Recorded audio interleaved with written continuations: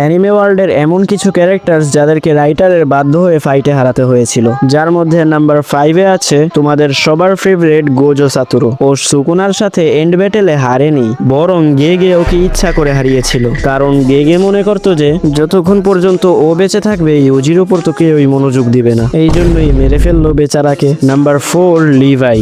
ভিতরগত তথ্য অনুযায়ী এওটিতে রামলিং শুরু হওয়ার আগে লিভাইকে ইচ্ছা করে রাইটার ইনজার্ট করিয়েছিল, কারণ এই কথাটা সবাই জানতো। লিভাই থাকলে এরেন কখনোই রামলিং স্টার্ট করতে পারতো না। Number 3, Itachi Uchiha. আমার কাছে মনে হয় ইতাচি যদি নিজের ফুল পাওয়ারে আসতো তাহলে পুরো নারুটো ওয়ার্ল্ডে এমন কেউই ছিল না যে ওকে হারাতে পারতো। যদি অজানা কোনো রোগ বা ভাইয়ের প্রতি ভালোবাসা না থাকতো তো সাসকে ওকে মারা তো দূরের কথা, ওকে হাতও লাগাতে পারতো না। নাম্বার 2, আকাজা। সবচেয়ে স্ট্রংগেস্ট আপার মুন ডিমন, যার গলা কেটেও মারা যেত না, শুধু স্টোরি প্লট আর্মারের কথা এসে পড়েছিল বলে। না হয় ওদের তো শ্রাদ্ধ ছিল না। And last, number 1, ভেজিটা।